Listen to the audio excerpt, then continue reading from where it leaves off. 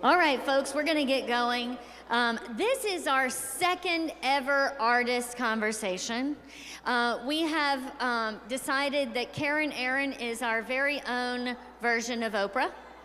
And we have amazing people in our midst. And so I'm going to turn it over to Karen, and we'll get started right away.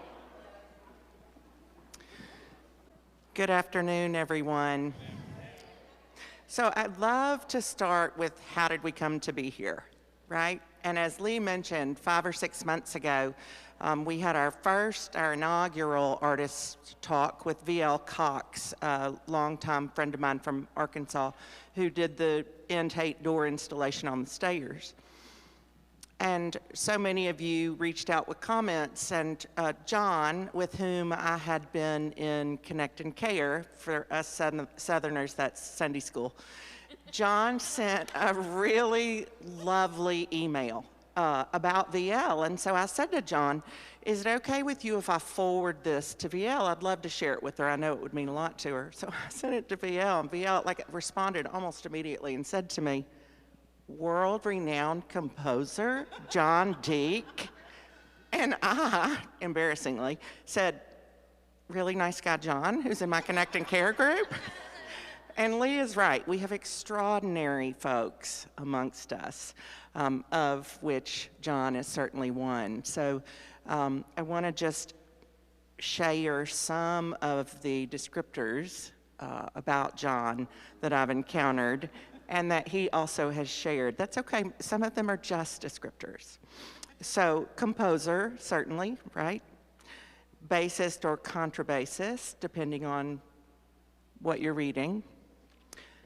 Award-winning, Pulitzer nominated, wilderness mountaineer, environmental activist, certainly an educator, though we'll talk more about how you don't like that word.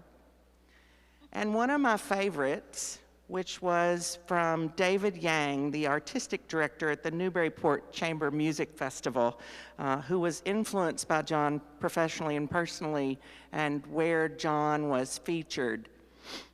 One of the kindest people I know. Y'all, please join me in welcoming John.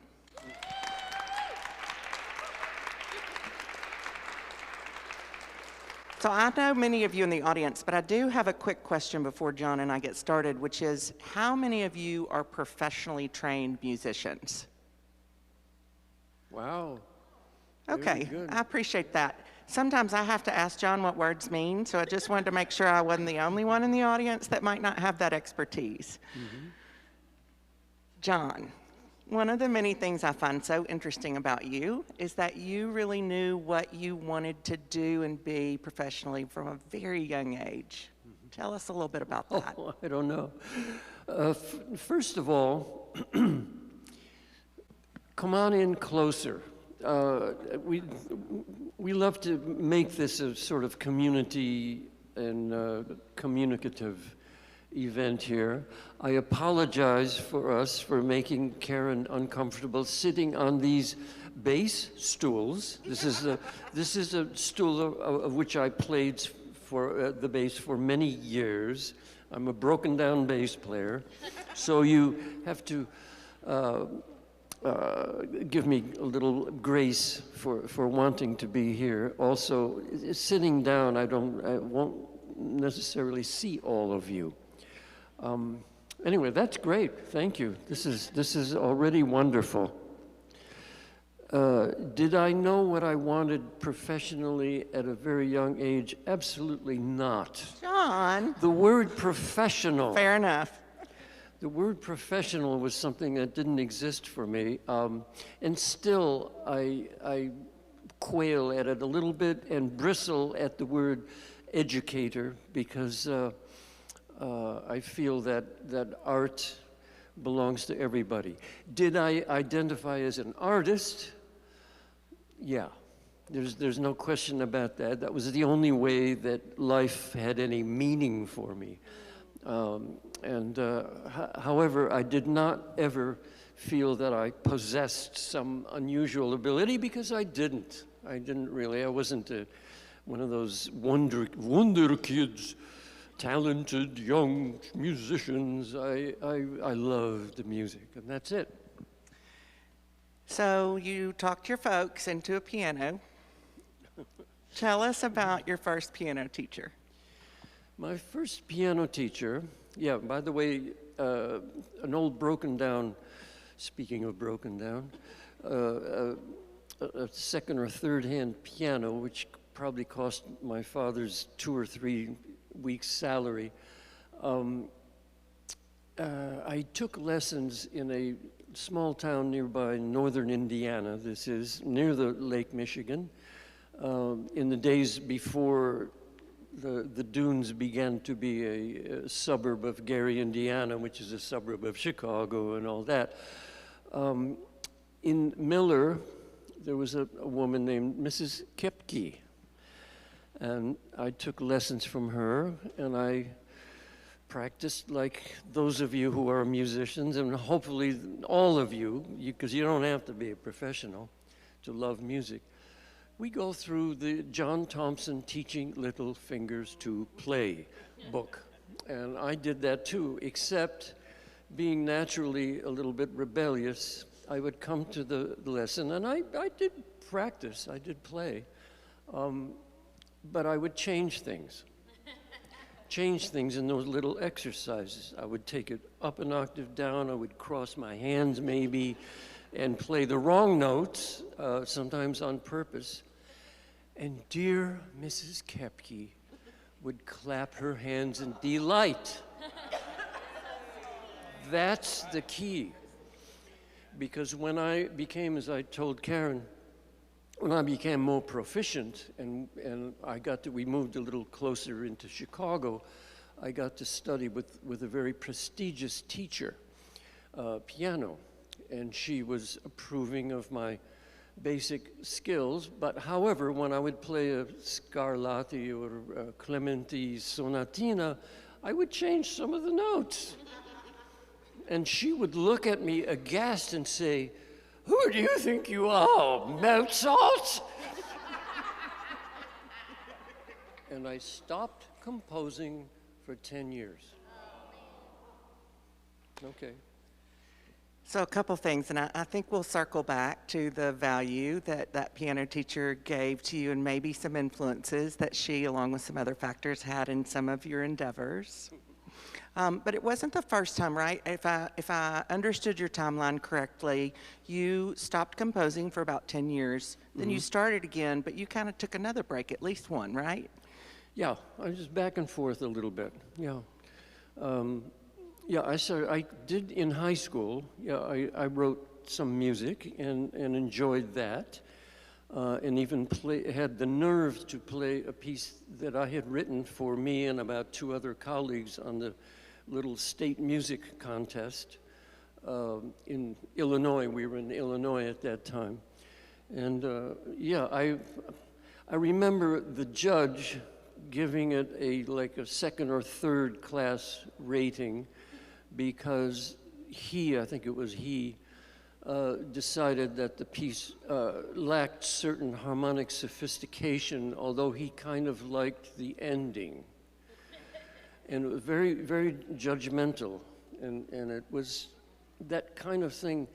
It wasn't that I needed praise, it was that who is he to criticize the value of the piece? I couldn't get my mind around that, so stopped again for a while. Another persistent theme, right? Who has the ability to judge music and determine whether or not it is good? Talk to us a little bit about your education. It's extensive, and I will share that it's one of the things that I think when you have conversation with John, it's evident that he is well and broadly educated. So talk to us some about that, John. Oh dear, I don't know. I think. And super de duper humble. No, come on. I was a B student in Oak Park High School, and I managed to get into Oberlin.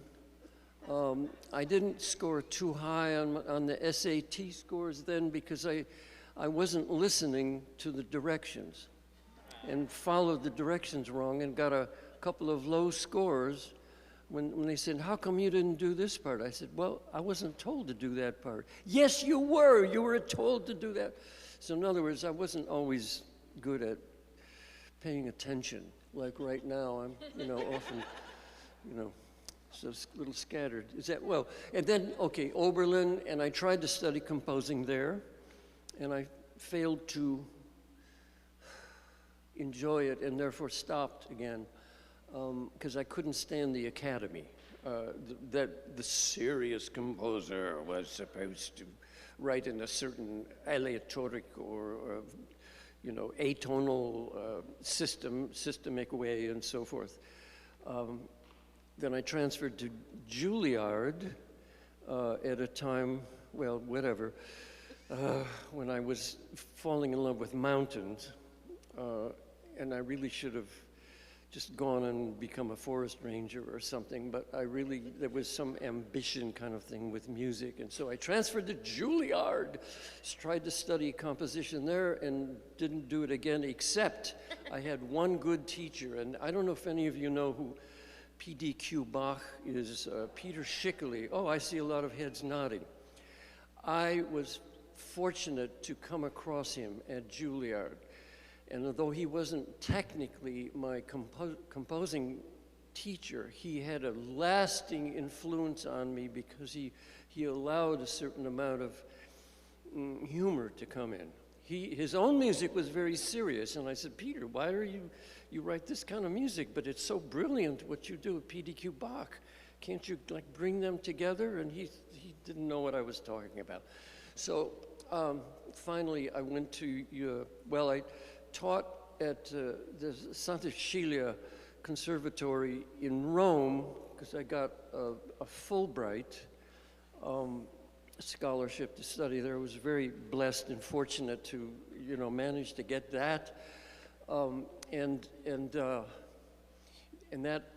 that got me into contact with other composers and modern artists like Luciano Berio. Some of you know him, and so forth, and all the modern art that was going on in a conservative area like Italy had both.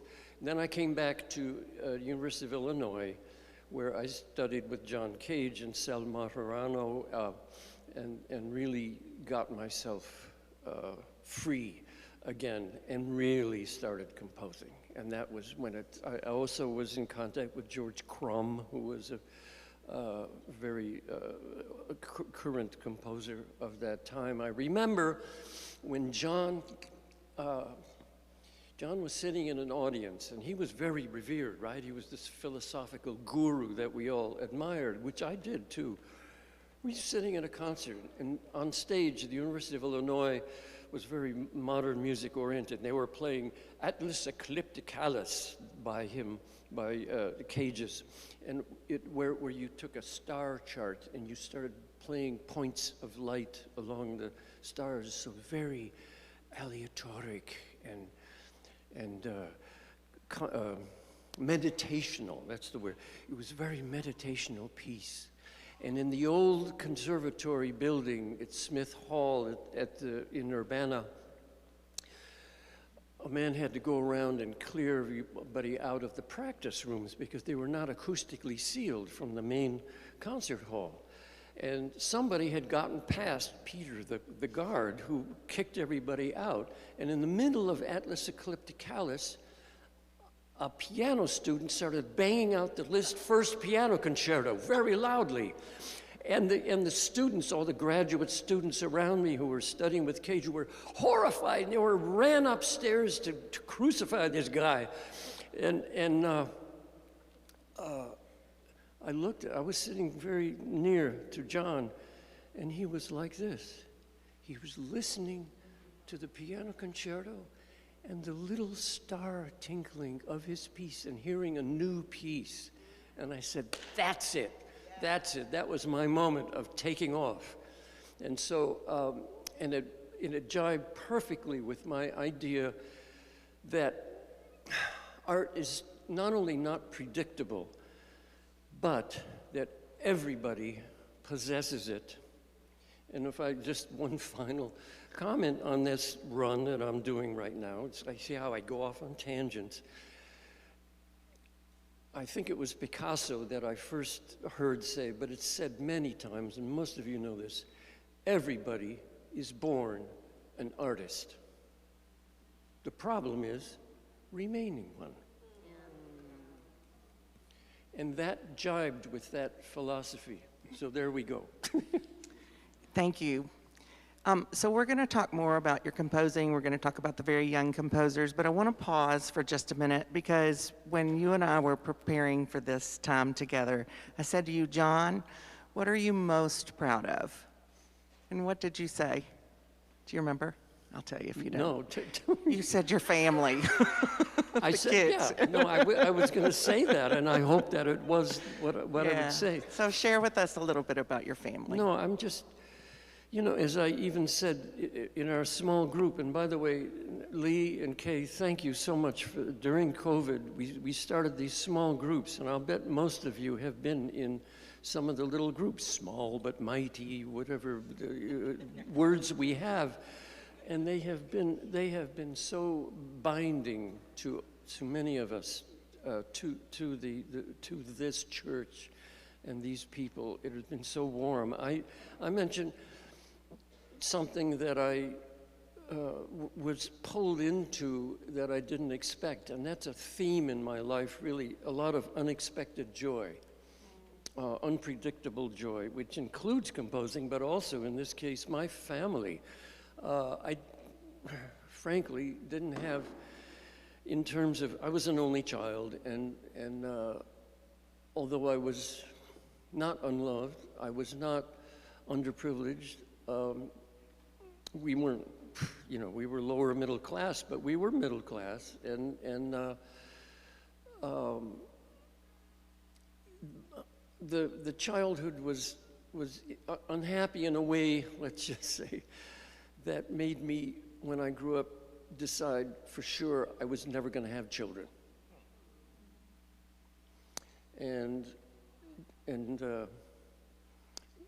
Jackie really wanted children, and I love Jackie.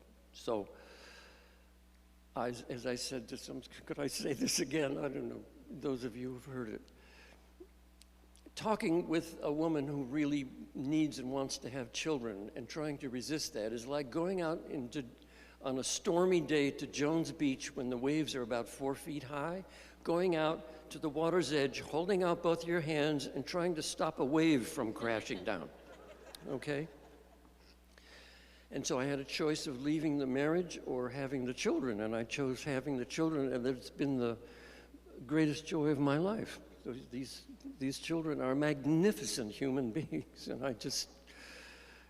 that was unexpected, and I hardly deserve it, but there they are, and they're very loving, and we had 2 of them out here for Thanksgiving, and that's it.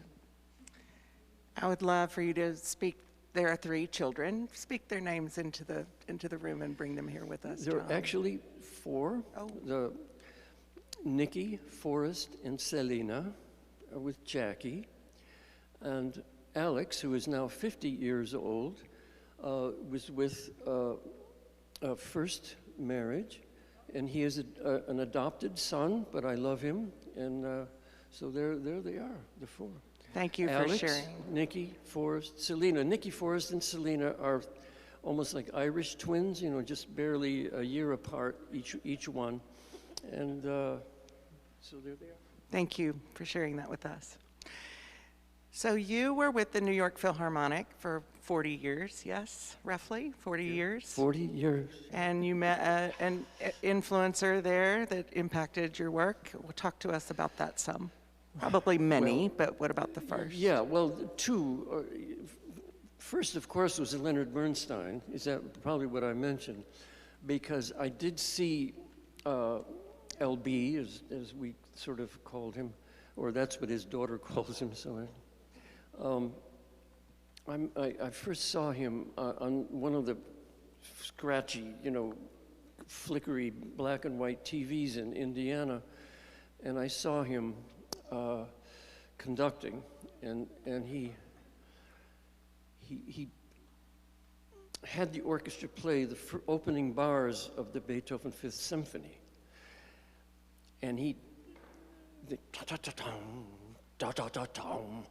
and he turns around to the camera and he said, "That's Beethoven's Fifth Symphony. Everybody knows it. It came from heaven, right? Well, we're going to change it." And that was another one, like that John Cage moment. I said, "Holy shit, excuse me. Wow." It didn't just strike from some great genius from heaven, you know, and in bolts of lightning. It was done by a human being. And what he meant was, he didn't really change the notes, but he showed Beethoven's struggle with that symphony. It developed, you know, instead of those iconic bars, he developed a certain way, scratched it out, developed it another way, scratched it out, finally came to a version that he could live with. And that is the symphony that we know. So that was the aha moment with Leonard Bernstein, and I'm so blessed, geez, to have not only met the guy, but to play with him for actually many years. He quit as music director the year I joined the Philharmonic, so I played for him, for George Sell, and for Pierre Boulez. But Lenny, or LB, or whatever, conducted us for all the tours until the day he died, practically, including the year he died, playing Beethoven's Ninth with an international orchestra in Berlin as the wall was crumbling beneath us. There was an orchestra made up of representatives of all 6 Allied and Axis countries that he chose. And we all got together and played Beethoven's Ninth. I mean, I could go on for that all night. That experience, and we would play one night on one side of the wall and one night on the other side of the wall. And what a, I mean, so that's LB. The other one, of course, was Pierre Boulez himself, whose aesthetic was the opposite of mine, because he was academic par excellence. Everybody said, "Oh, you have to write like Pierre." But Pierre was surprisingly open-minded. And he conducted one of my pieces that probably made his hair stand on end. It was so satirical and farcical, and yet it had maybe something to it. And he was able to conduct it with great care and precision. He was an amazing guy. So those two people among many, many, many. Sorry. Oh, you're doing great. So 40 years at the New York Philharmonic. One of the things I read said that among many things that you and it shared, right, over those years, was the ability that you got to go and come back and do other things and return to the Philharmonic. Will you talk to us a little bit about those journeys? Well, there was the mountaineering.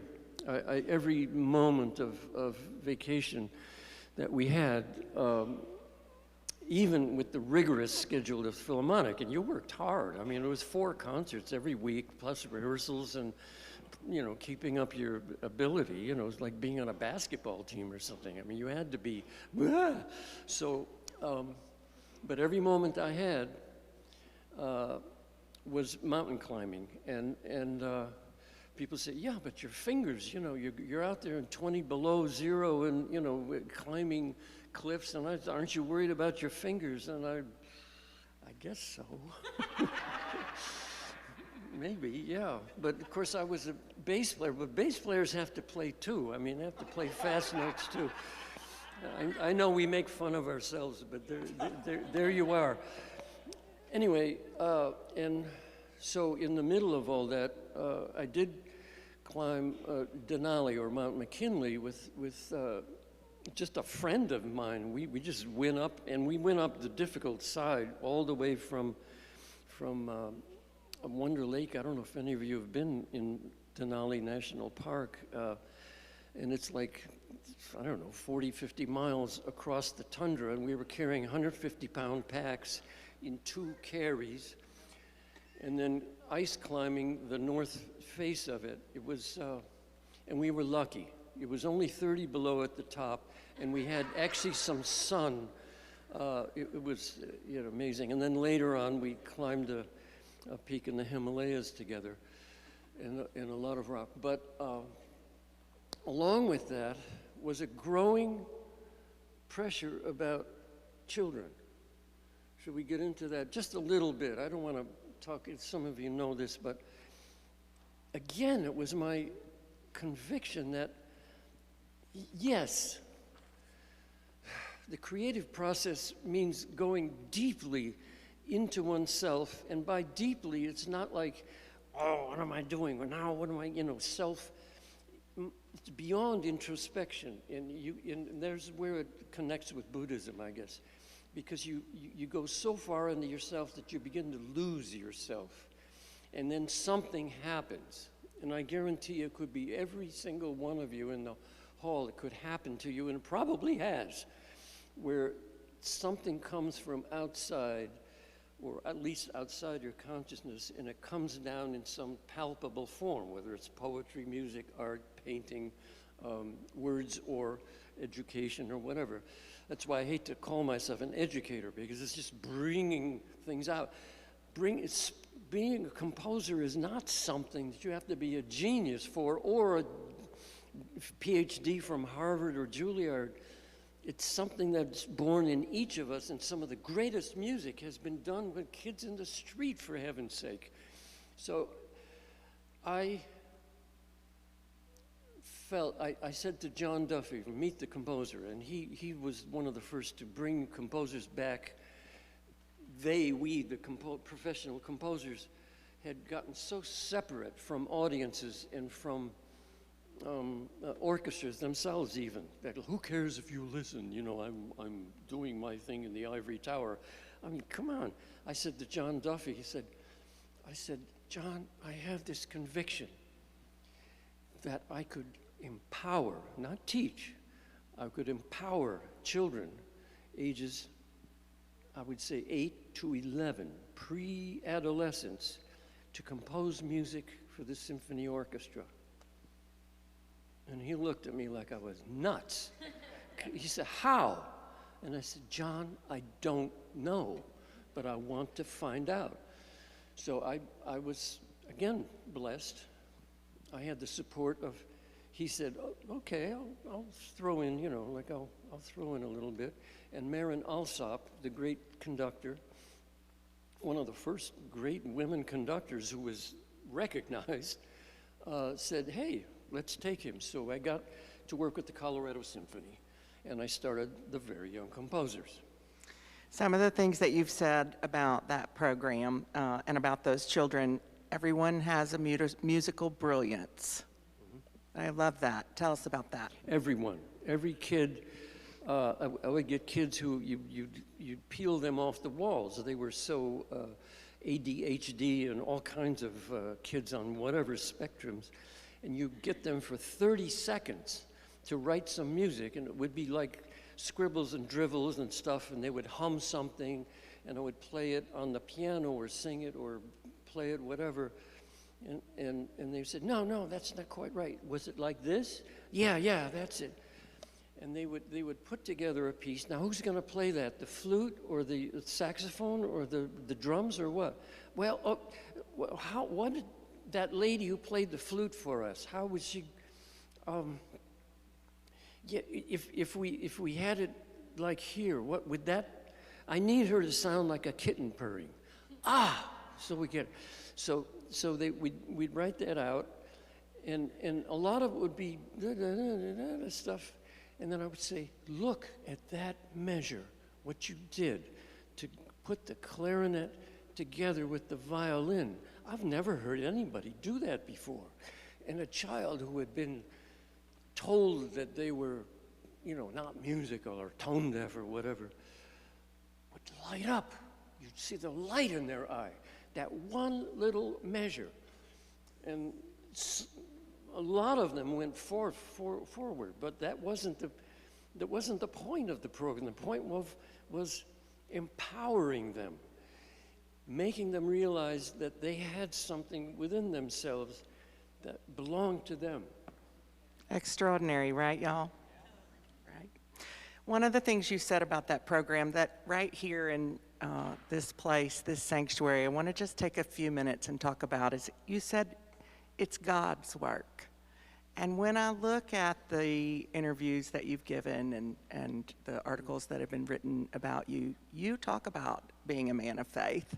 You reference it pretty consistently. So I'd love for you to share with us, what role does your faith hold? Yeah, no, it's central. And I think one of the things that vaulted us into this particular place, which is sacred to me now,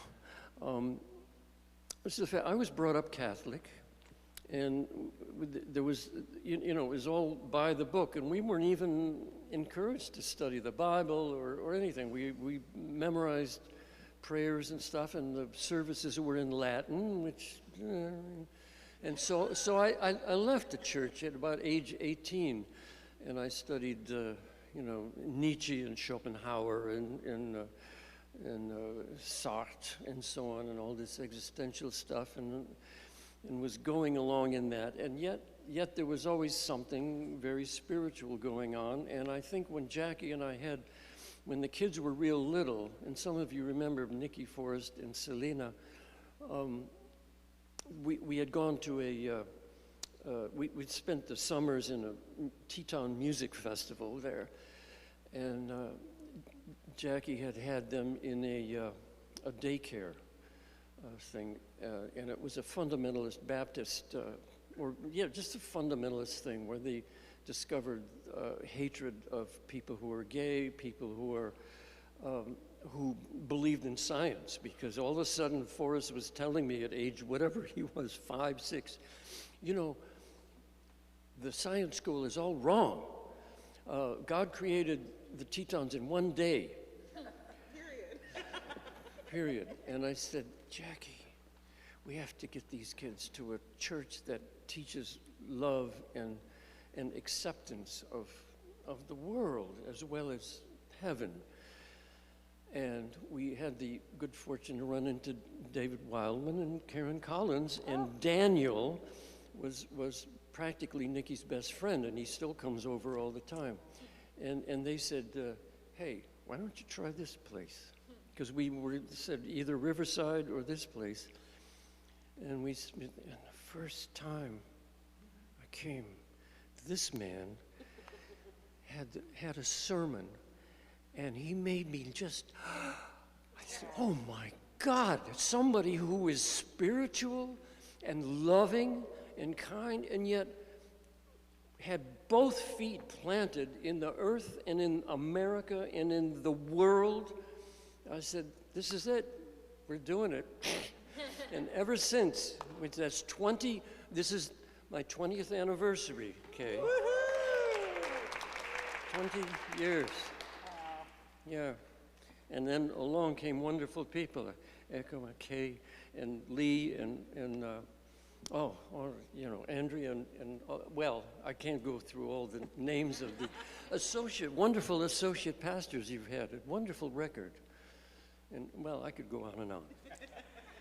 So I want to take a few minutes and talk about composing. One of the things so if I understood correctly, when you left the New York Philharmonic, had you composed about 11 pieces? Did I read that properly? No. By the time I left the bass section in 2009, oh Jesus. 2009, I left the bass section after 40 years. I had composed approximately 250 to 300 pieces. Oh, what? Including 26... There's an error in the article I read, I'm just saying. 26 full orchestra pieces. Oh, I see. That's the distinction. They were getting played by orchestras across the country, and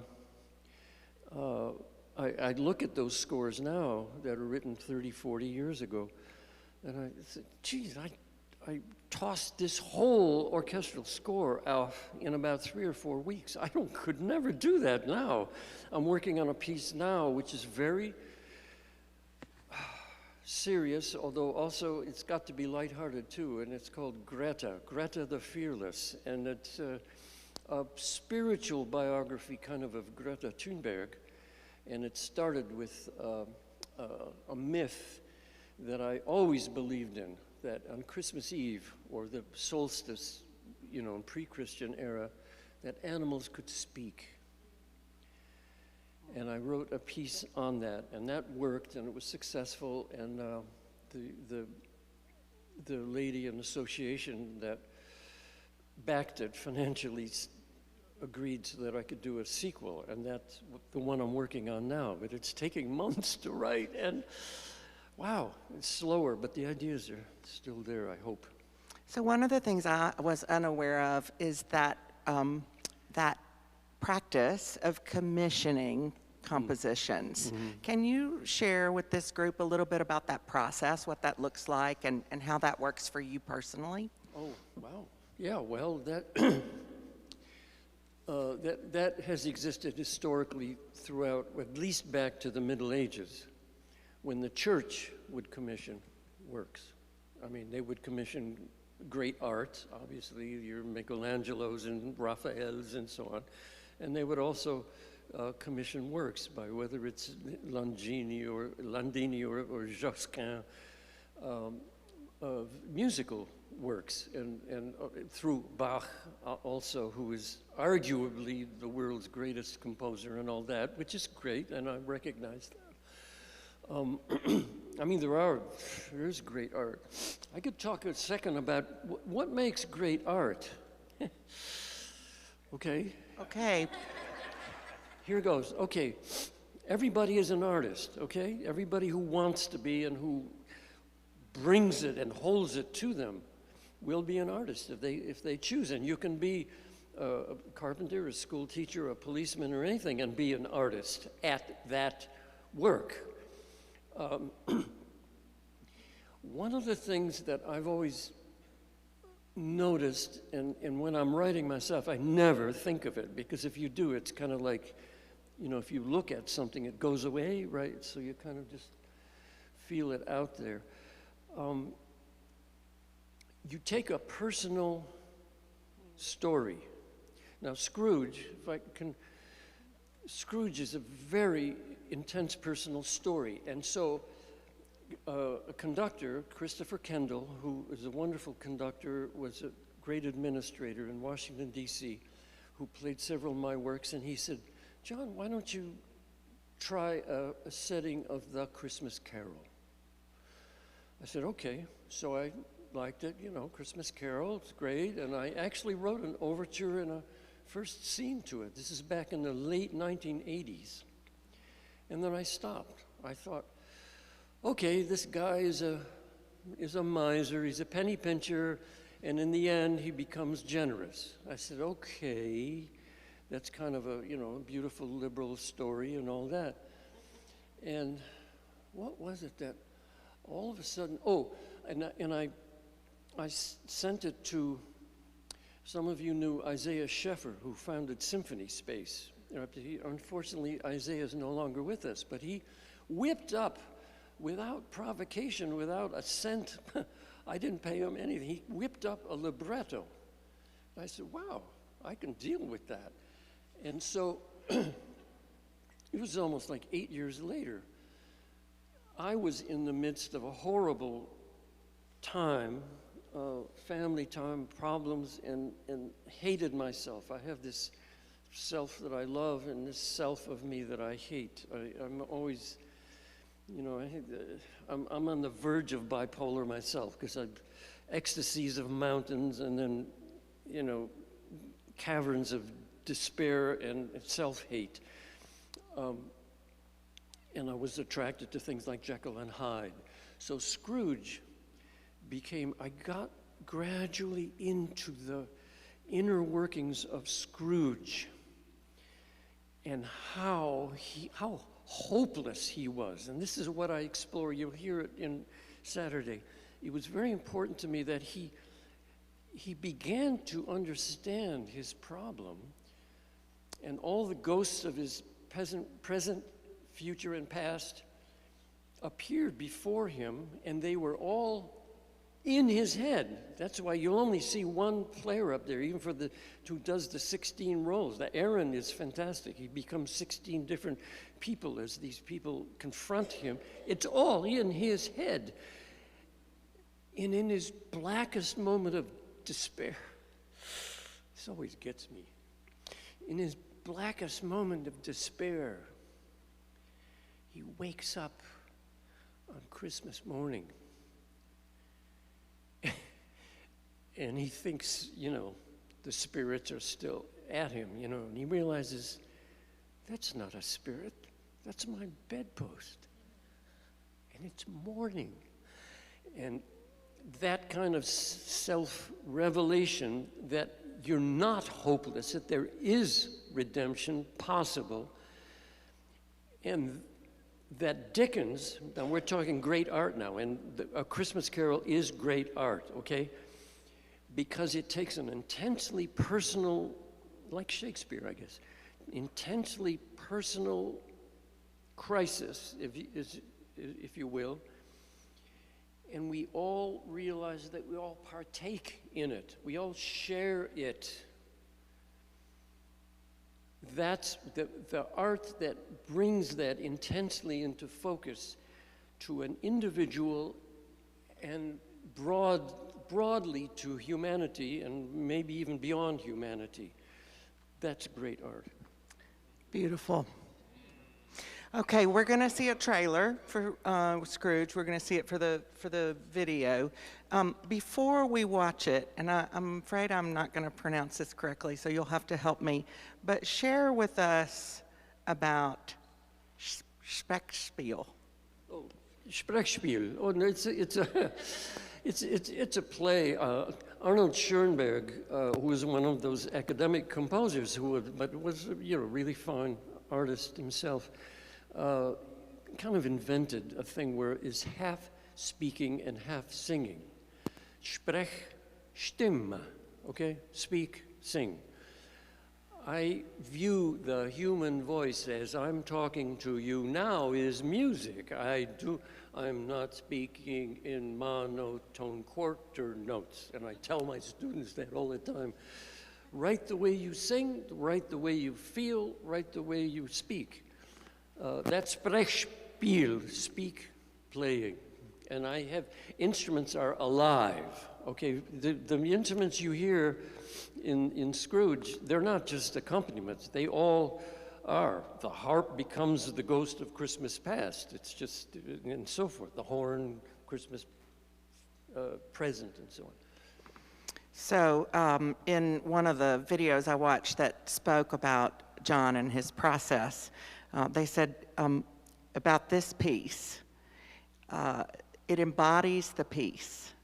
These guys do it, as does John. The ensemble are playing roles in the piece. And that was from the Making of the Passion of Scrooge by H. Paul Moon. All right, so y'all, let's take a look at what's coming. When did you know that it had to be something you had to make? Was it a book you read? Did you see it? Did it happen to you? I remember why. Every detail. I was there. Do you? Boyhood? Christmas? You felt everything. When you hurt, you cried. You let it happen. Say it! Say it!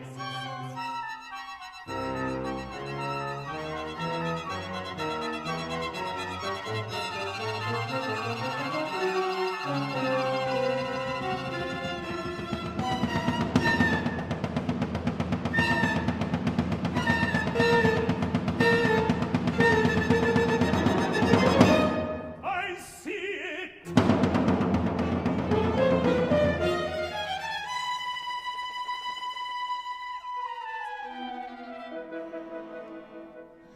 I see the name upon the tombstone.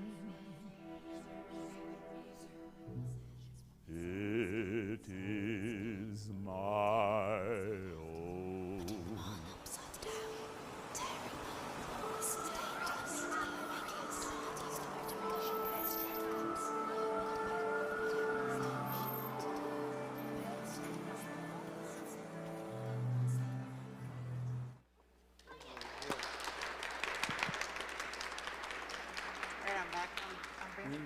Okay, time for Q&A.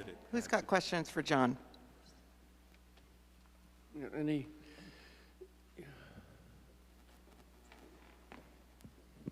Thank you so much. I'm so moved. And I'm thinking of my childhood self who sat at the piano lessons and looked the other way crying because my teacher was yelling at, or, was mean to me. And so I feel healed by what you've shared. And I guess I just have this question for you, and maybe you can help me fill it out, around how do we hold on to that artist part of ourselves that we all have, but we live in a world that so often says, as you've shared, we're not. Yeah, thank you for that. That's an excellent question, because you really need to have tools with which to proceed in life.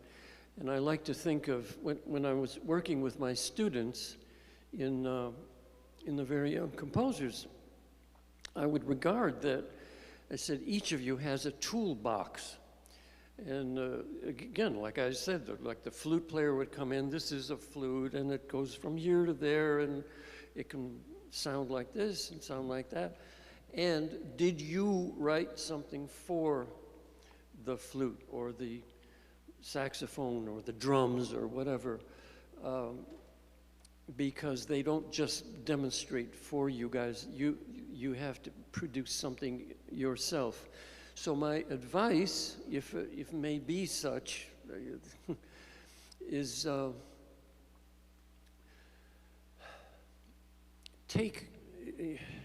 we have to deal with social media now, and stuff is bombarding us, and even though we thought that it would be a two-way street, it becomes an onslaught of information. It doesn't mean that you can't do social media. What it means is that you need to participate. And I think participating in any process is the key to remaining an artist, or remaining active, or remaining an individual who values or has enough self-esteem to realize that you have some value to society. Now, SPSA exemplifies this to a T, because you guys, one of the first things you said was, when you pray, pray with your feet.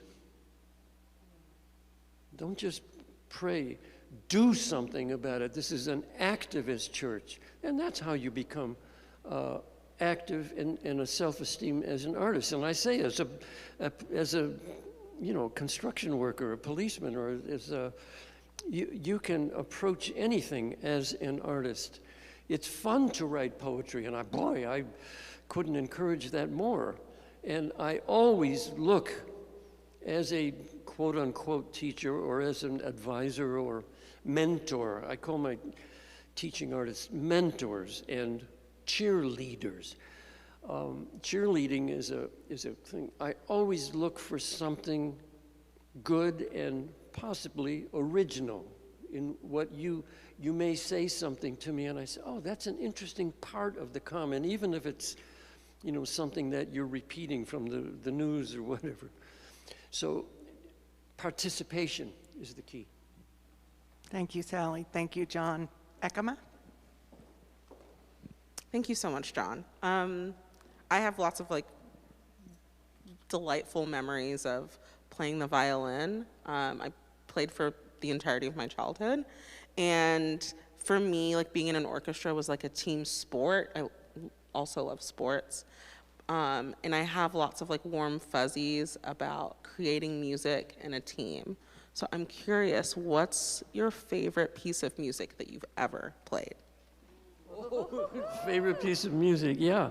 Because it's interesting, I'm talking about individual participation and not just receiving, but giving information. And yet, I spent majority of my life in a symphony orchestra where we're like the Radio City Rockettes times 10. I mean, we have to be exactly, not, a clarinetist can't even decide when to breathe. I mean, think about that. The section leader has to tell, and the conductor has to tell the section leader, don't breathe there, breathe there. Now, if you're, have some chutzpah, you say, yeah, I can breathe where you want me to breathe, but in between those spots, I'm going to do this, not that. And that's what makes the difference. What's the absolute favorite piece?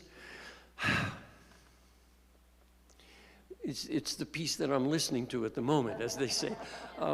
Yeah, but I do love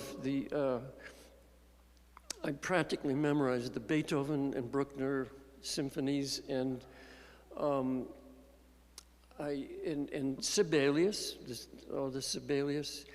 I do like the symphony orchestra. I go there still, and people are amazed, and I'm amazed at their amazement after 40 years in playing the band. And, when's the next break? Oh, can we get Friday off?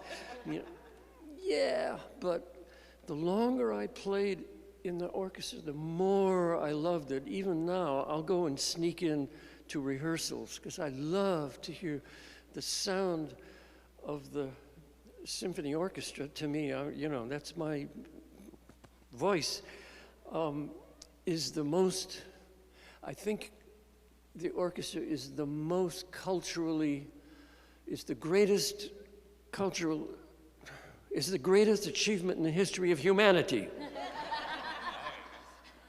There's a statement, yeah, and I'll defend it to my, All right, I think we have time for one last question. Charles?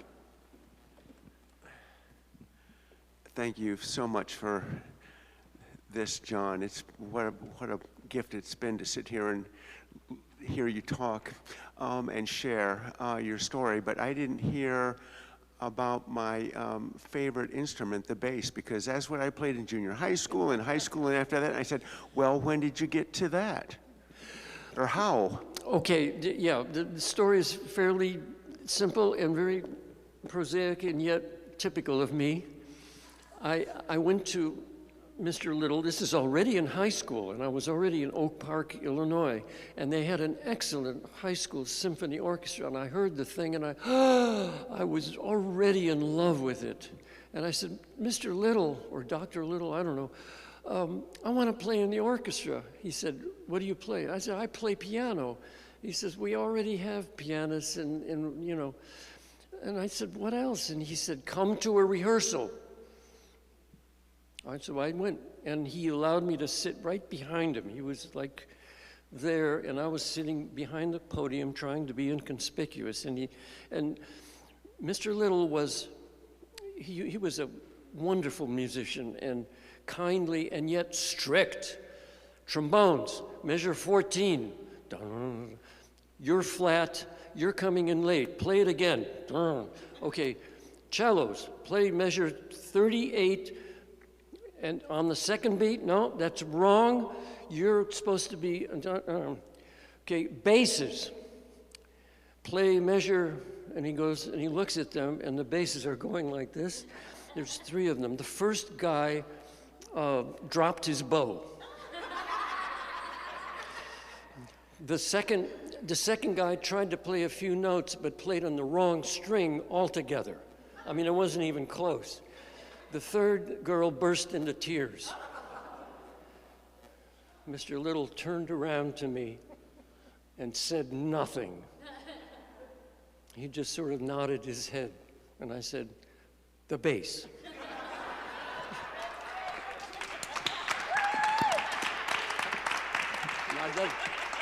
I love the feel of the bass against my body. And just as it was playing, it vibrated in a way that I could feel. I loved it. So I think it's a God thing, right?